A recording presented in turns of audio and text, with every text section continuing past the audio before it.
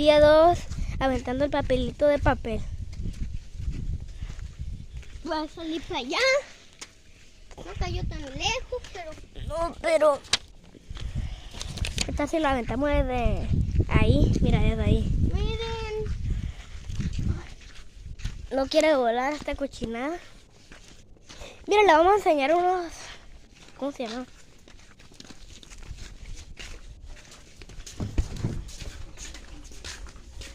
Desde acá.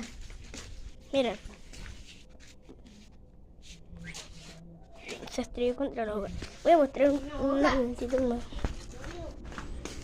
Esto es un avioncito nuevo. Mira. Es esto. Que gira, mira.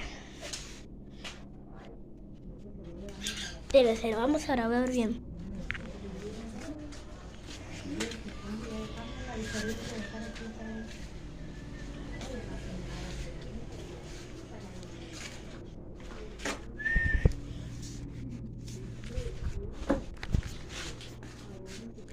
Miren chicos, aquí esta es una nueva, pero vamos a mirar.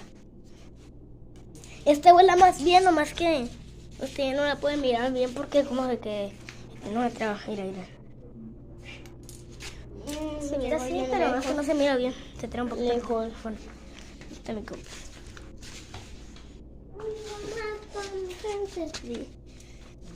Lánzala de aquí a ver hasta dónde llega. Miren, vamos a lanzarla hasta aquí, chicos.